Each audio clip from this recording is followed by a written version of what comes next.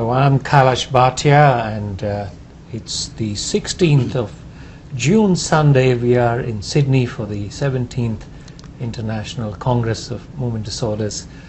And I have with me Professor Niall Quinn, my great friend, colleague, and an honorary member of the Movement Disorder Society. And it gives me utmost pleasure to interview him this morning and ask him a few things about his fantastic career. I've known Niall for a number of years when we worked together at Queen Square, and I really have a great pleasure, Niall, to talk to you this morning about your life and your career.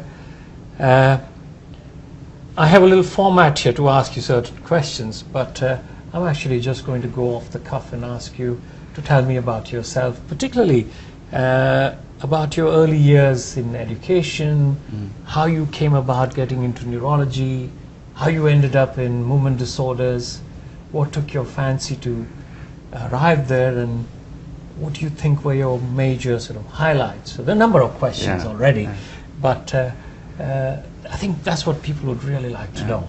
Okay. Well, where should I start? I guess with my family. My grandfather was a general practitioner in Ireland, and he came to get a practice in London before the war. And my father also did medicine at UCD in Dublin, where he met my mother. And he did, a week before war broke out, he did two things. He married my mother, and he volunteered for the Royal Army Medical Corps. She wasn't that pleased. He volunteered before being conscripted. So he spent the next 6 years, most of the time away.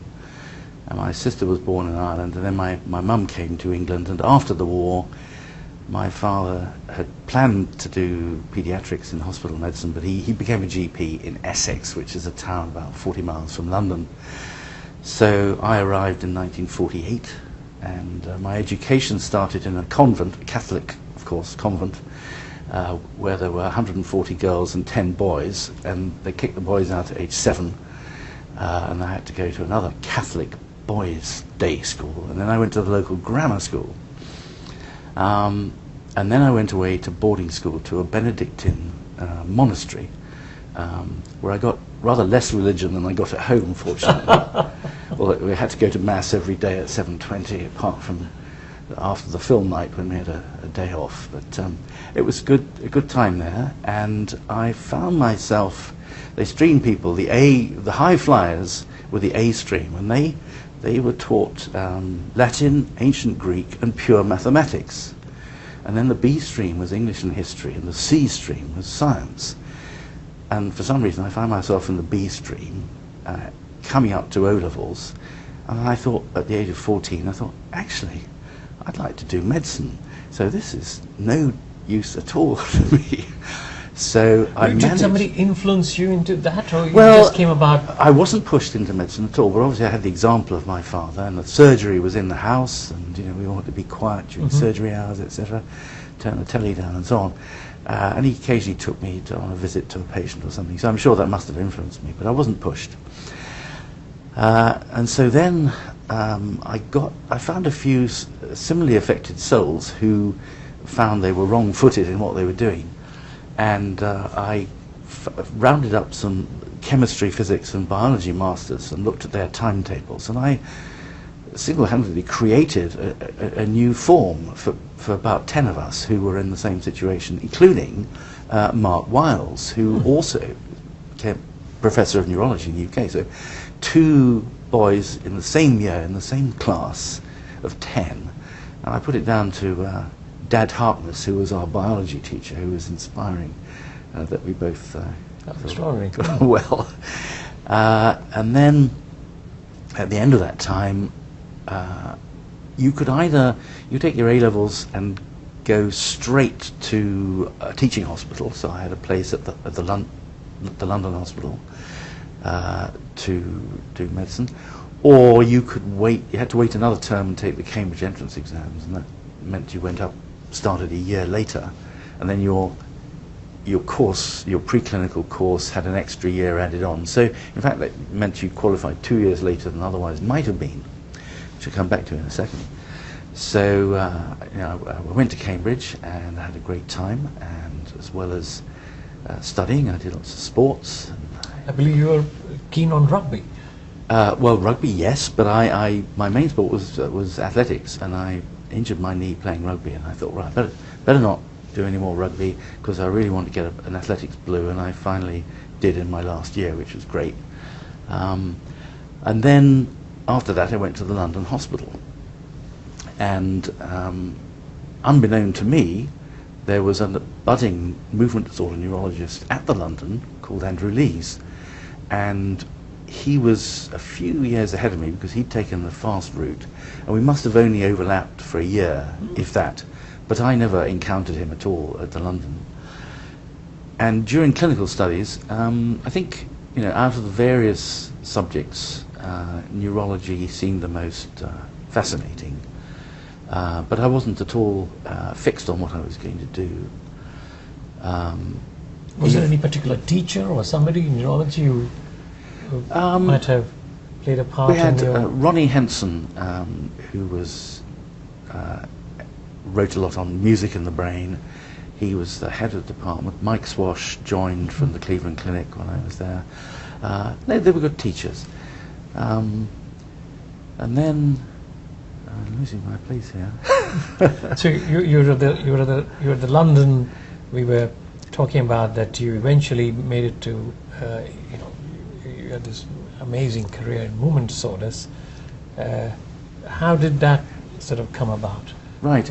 Well, I mean, I did the usual SHO jobs and so on to get the general medical qualification, and I applied for an SHO registrar medical rotation at King's College Hospital, and I got neurology and neurosurgery as my first posting. So I did 3 months of neurosurgery, and then was the denouement, neurology with David Marston. Mm-hmm. It's interesting, David was, at that time, I must have been 30, he was 10 years older than me. It was 1976. So, I hadn't done neurology before, and I found it utterly inspiring. He was a totally inspiring teacher. He was amazing the way he let you read the way he was thinking, and he never upbraided people for not knowing things, because how are you supposed to know things if you haven't been taught them? So he was always very positive about teaching things. And so he was inspiring, and what was inspiring was movement disorders. I must say, if my job had been peripheral neuropathy or headache, I don't think I would have gotten into neurology. I was more hooked on movement disorders than I was on neurology per se. And the combination of movement disorders and the amazing things of Parkinson's patients going on and off, and dystonias and so on, just hooked me and grabbed me. So I was like, that's what I want to do. Mm. So obviously David was a huge role model and a sort of a mentor for you. Were there others as well who you would consider your heroes or your role models? Well, later on in my career, yes. I mean, Yves Agide in Paris. I think Stan Farn is a source of inspiration to us all. So how did you come about going to Yves Agide, and how did that happen? Well, I did more general medicine, and then I applied to go as a médecin résident étranger in Paris. I was fortunate I was fluent in French, so I worked as an intern in the department, and François Lermite was the chef de service. He was the son of Jean Lermite, because in those days, maybe now, professorships tended to be hereditary in France, or depended on which political party you belonged to and who was in power, which is very odd for a British neurologist. And there was the agrégé, next one down was Jean-Louis Signoret, who was mainly interested in memory and language. And then my chef de clinique, my senior registrar, was Yves Agide, who was inspiring as well. He was a wonderful example and still a very good friend. So that was an amazing year in Paris, and I learnt a lot. I found out that medicine in France wasn't quite the same as in England. Interesting differences. And then I came back to Queen Square as an SHO, and I don't think I distinguished myself particularly in my 6 months as an SHO, and sometime later somebody said that I wasn't selected as one of those who was going to be coming back as a registrar, but I didn't know that at the time. So having done that, I applied for a research position. I went to Gerald Stern first of all, and he gave me very good advice. He said if I were you, I would go and see David Marsden, which I did. And so in 1980 I went back to King's and stayed with David, in fact, ever since for the next 18 years until he died. And that was just amazing. It was wonderful because it had two other research fellows at the same time as me, who were a certain Tony Lang and Jose Obeso. And that really was the high point of my medical neurological life, and probably of theirs too. The most exciting 2 years, and we were bouncing ideas off each other, and it was really wonderful. At the end of that, I mean, having thrown myself into movement disorders and reading about it for a couple of years, came the first conference I'd been to ever. It was 1982. It was the World Federation Parkinson's meeting in Frankfurt, and at the airport hotel. And there were only about 220 people at it. You know, think of the 5,000 we had in Dublin. And having read a lot of papers by people who I'd never met, never seen, it was just wonderful to see all these people in the flesh. You know, Peggy Hearn, Melvin Yarr, Abe Lieberman, Duvrazin, Henri Barbeau, and Hassler was still going, and he was up and down to the microphone with his head cocked to one side, talking about his surgical results. And that was just a wonderful experience to go to that. And I thought, right, this is the world I want to be in.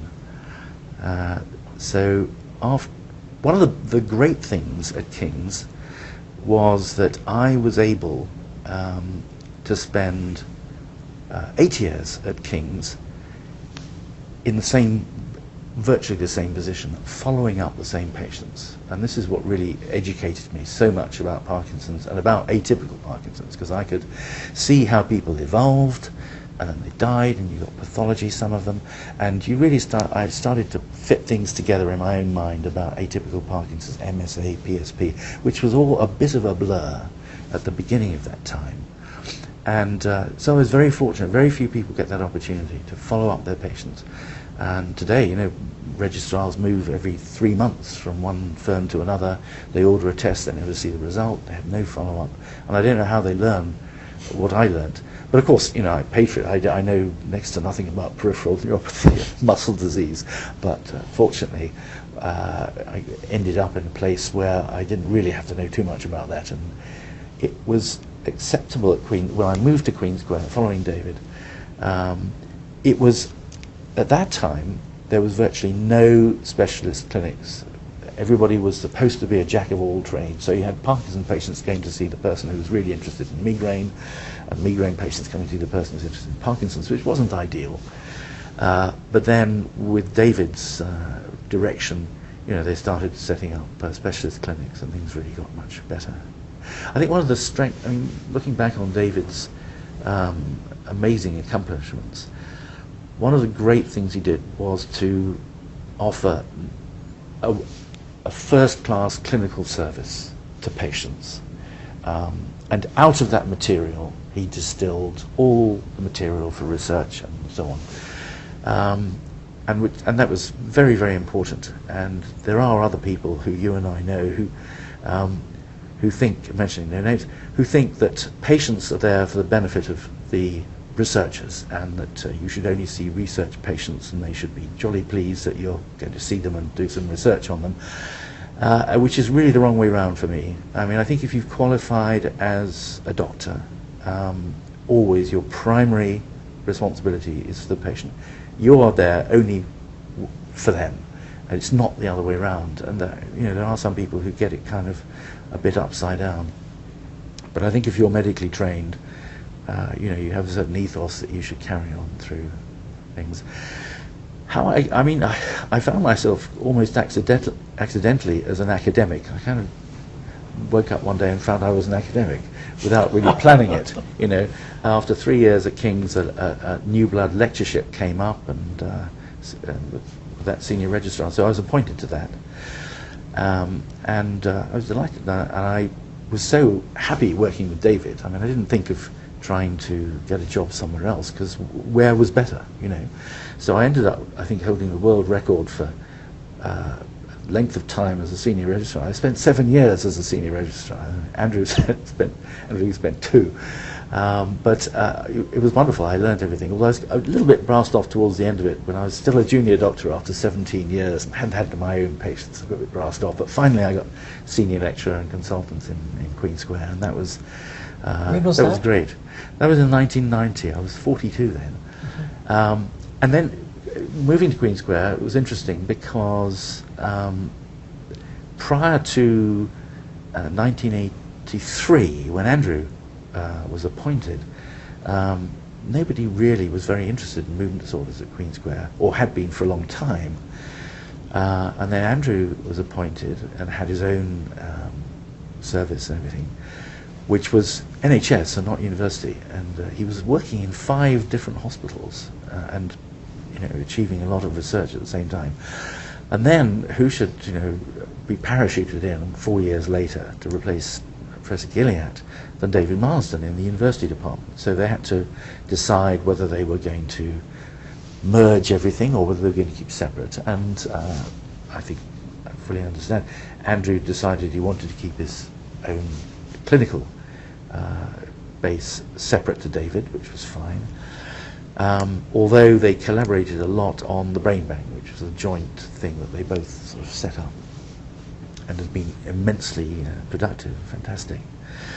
So I was with David, and then Philip Thompson became a consultant, and we rotated the wards and the services. And when Philip went back to Australia, you came in on the rotation, and it was interesting.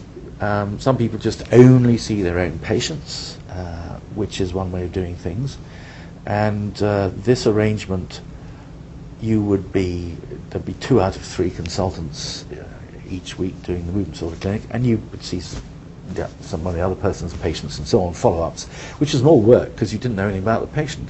But it was quite useful, because you sometimes got a new angle on something, or somebody else said, oh, your patient, where have you thought of this? It's usually you telling me, have you thought of something? And that really did work very well. And the business of not coming back as a registrar was, when I was with David, he said, well, look, if you want to get to Queen Square to follow me, you have to have a very good CV. So you just got to publish and work hard. And it wasn't too difficult, because it was so interesting, the work and the environment. So but by the time I was appointed consultant, I had 120 publications with 75 original papers. So they couldn't say your publication record isn't good enough, because I knew it was good, and that's how I got back into Queen Square. And so you made amazing contributions to movement disorders in general, and particularly in the field of Parkinson's. And if somebody had to ask you, what do you consider your most significant contribution to the field of movement disorders or neurology, what would you say? I think it's making sense of MSA. I spent all those years at King's trying to understand the differences between all these things, and I kind of I was putting it all together in my head when I just moved to Queen Square. And at that time, they were prepared. David had been editor of the JNNP for 10 years, and when the editor stepped down, they did a special edition in honor of the editor who was retiring. So they were preparing a special issue, and it was all hush-hush, so I wasn't allowed to tell David that I was working on this. And he was needling me and saying, why aren't you producing? Why aren't you producing? And I was saying, well, and so I spent many, many hours trying to get this paper right. And you know, And this is in a famous The paper. Nature of the Beast, The Nature of the in Beast. the JNMP supplement, which just the best thing I ever did, before or after. I'm very proud of that. I mean, it was it really made sense for me and also for other people as well, I think. There's a wonderful cartoon in that. Oh, Can you tell us about that? well, that's great. I had the idea of putting a couple of cartoons in the paper, and since it was a commissioned sort of paper rather than a full scientific paper, I had a certain amount of latitude. And there was a wonderful cartoonist for the Times newspaper called Mel. So for people who don't know about this paper, Yeah. perhaps, there may be some. Just tell us about that cartoon. Well, there were two. There was one of this cartoonist painted little men in a particular sort of style that everybody would recognise who read the Times in England. And the first was a guy with a question mark over his head, and there were words like striatal nuclear degeneration and OPCA, and he was kind of looking puzzled. And so I did a kind of sketch of my own. And the thing is, Mel Kalman, the cartoonist, during the day he worked at the Cartoon Gallery, which is in Lamb's Conduit Street, which is 2 streets away from Queen Square. And I knew he was there, so I went round one day and said, look, I've got an idea for a cartoon, for a book. He said, what's it about? And I told him it was really. He said, oh, that sounds a pretty dreadful condition. I said, it is, you know. But, you know, I want to, there's something that people will notice. And so he said, okay, I'll run on that for you. And he had the idea of putting on the box at the bottom, pick a name, which was clever. And so that was the cartoon of the beast. And he did another one for a chapter with somebody in Shakespearean hose holding a brain saying to lump or not to lump. And people remember that cartoon. Absolutely. In the paper. Yeah. Obviously, there have been lots of changes over the years. Movement disorders have sort of moved on. How do you see this? How do you see what are the, where do you think the field is headed? What do you make of it? Well, I'm from the clinical era. I'm a clinician, and I wish I'd learnt and understood more about genetics and molecular biology. But I think obviously the future for many of these conditions is finding the basic biological mechanism of why cells get sick and die, and why the disease happens in the first place, and blocking that and preventing Parkinson's disease or preventing the spread of Lewy body pathology in the brain.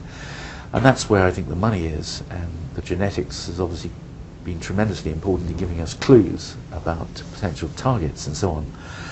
But they still need good clinicians, because if you're trying to do genetic studies and you don't well characterize your patients and get the diagnosis right, then you get garbage in, garbage out. And I think essential tremor is a good example of that. I mean, such a very common disease, or diseases, very commonly, dominantly inherited, and yet after all these years, you found a recent gene for one branch, one sort of essential tremor. But I think that's still very important, and there'll always be need for good clinicians. You trained a lot of people, and I know that people who are now, major neurologists themselves, movement disorder specialists. Have you got any sort of favorite fellows, or were you? Well, and can you give advice for future neurologists entering the field?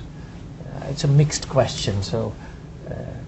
Firstly, tell us about the people you trained, and then maybe you can tell us about... I've been involved in training many neurologists, mostly from abroad. I only ever had 2 good-going 3-year grants to actually give a full salary to a fellow, and I was incredibly fortunate. The first one was Gregor Venning, who, in fact, I encountered as a medical student doing his elective down at King's before I moved to Queen Square.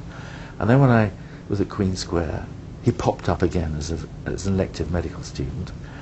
And then he went away and he said, look, if ever you get a research post, think of me. And he said, left me his little CV and his photograph. I said, okay, I'll remember that. So I put it in my file, similar papers. And then when I got a grant from the PD Society, there was no MSA charity at that time, to do a 3-year study specifically on MSA. I thought of Gregor and I contacted him, and he leapt at the chance, and he came fresh from having done a year of house jobs, and he wasn't even fully registered yet because it's 18 months in Germany, and he was absolutely outstanding. I mean, I kind of laid a framework, a launching pad for work into MSA, but he was the person who really got down to doing all the hard work, and he was spectacularly productive and a really wonderful fellow, and gone on to be very successful in Innsbruck as a professor of neurobiology as well as neurology. And when he left, fortunately I got some money as well to support a fellow for a couple of years, and I got Annette Schrag from, she had been working with Werner Pöver in Berlin, and he was just about to move to Innsbruck, so we did a kind of swap. He sent me Annette, and I sent him Gregor, and it worked very well.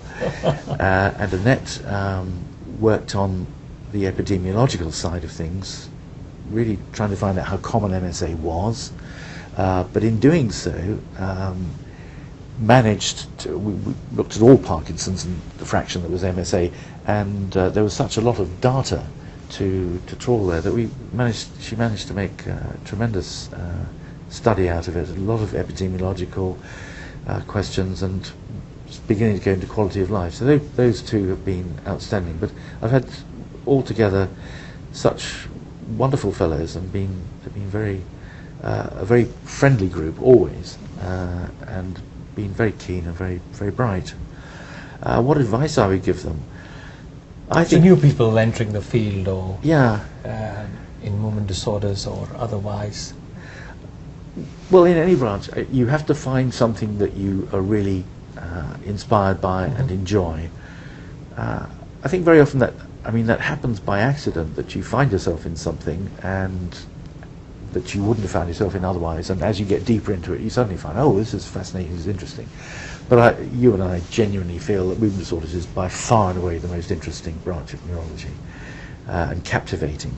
So the thing to do is to be fascinated and interested in what you're doing, to be interested in your patients. It's no good if you don't care about patients, and to work hard, and you will, you'll find the reward, whatever rewards you deserve or want at the end of the rainbow, if you do that.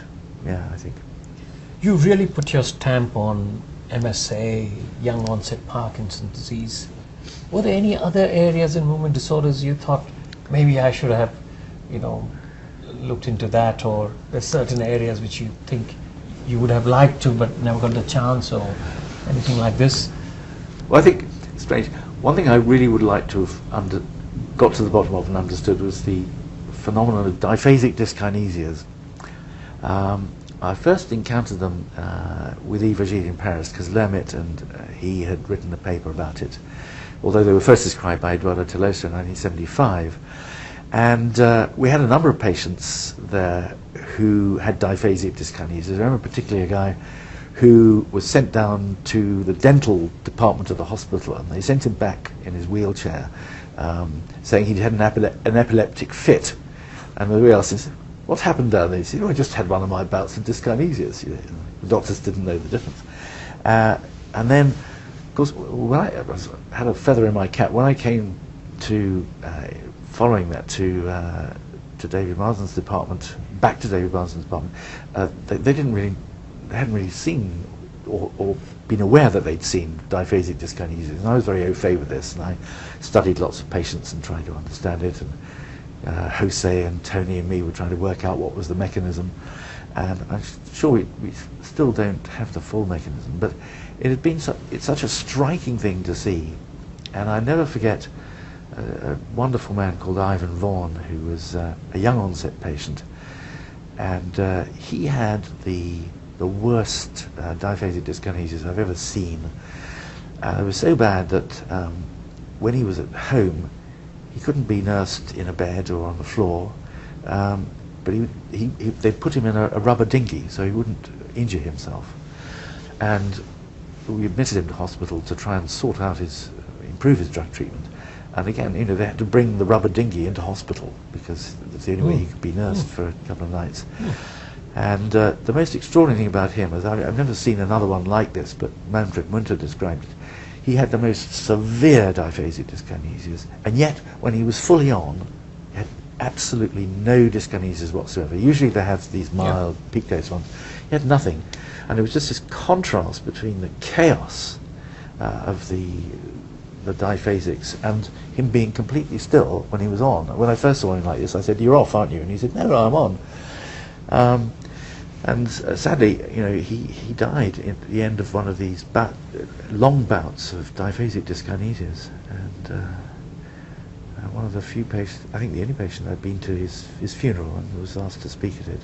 And it was also nice, it was very nice, because when I went to Cambridge to receive my MD on young onset Parkinson's, 60 patients in it, he was one of the patients, and he lived in Cambridge, so he came along with his wife and invited me back to their house with my parents and my wife for champagne afterwards. And I'll never forget being driven by him in the on state, or the diphasic state, rather heavily dyskinetic, down King's Parade, which instead of having a curb at either side, has a drop, precipitous drop at the edge of the road.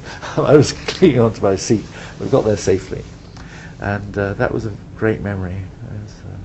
A memorable patient. Wonderful, yeah, one of many memorable patients. Yeah. In fact, another memorable patient was the lady who was the conseiller scientifique at the French embassy in London. I had to go and have an interview and a French test before I was accepted to go to Paris to work.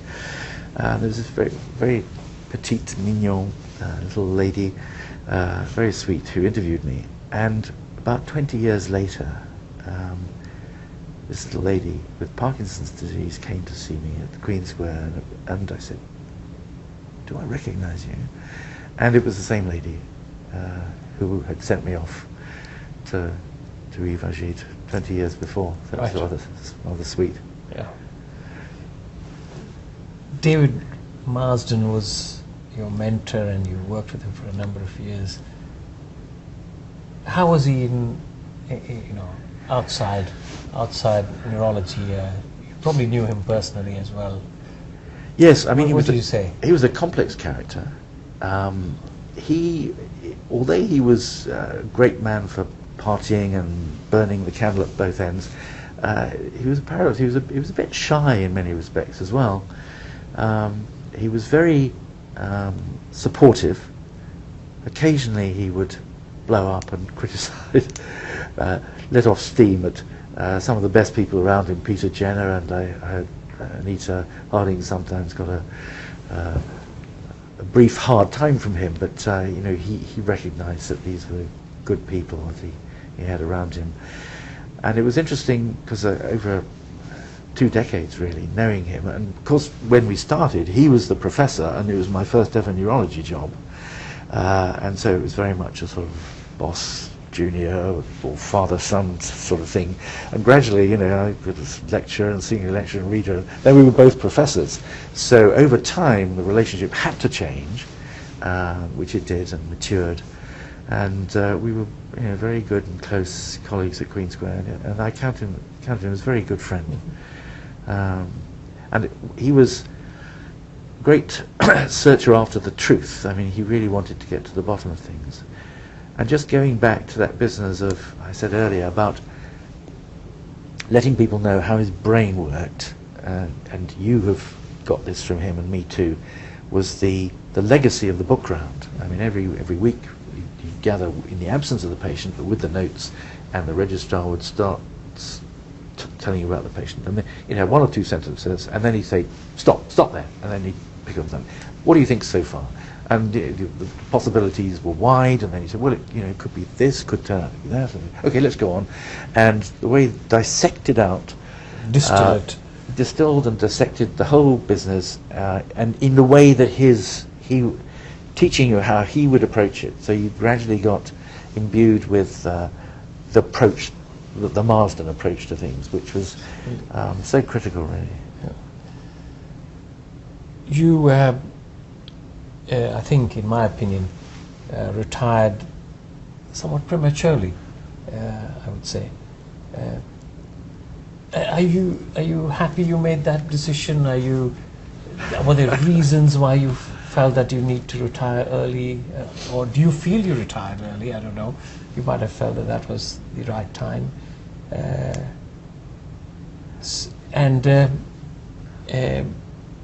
How do you sort of now, how do you see yourself in this post-retirement stage, and how do you sort of balance life before, when you're doing lots of work, and how do you see life now? What do you do? Well, yeah, I mean, I think working as an academic is difficult, because you've got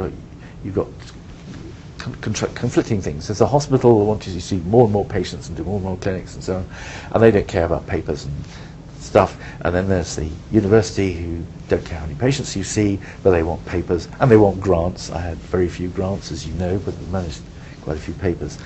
So that's quite a stressful thing to be on you the whole time. I did go volunteer for early retirement for a number of reasons. I felt the notion of quit while you're ahead. I don't want to, you're only as good as your last lecture or whatever, or ward round. It was very hard work, and I felt I didn't want to work quite as hard. So I didn't want to retire completely, but I wanted to just do the bits of the job that I enjoyed. The other thing was, when I started out in research, it was fun, and I gradually found out that the fun was going out, a lot of the fun of own label research, as it were. You get an idea and you want to follow it, was going out of it. And there were things you wanted to do, but you couldn't because there was so much bureaucracy.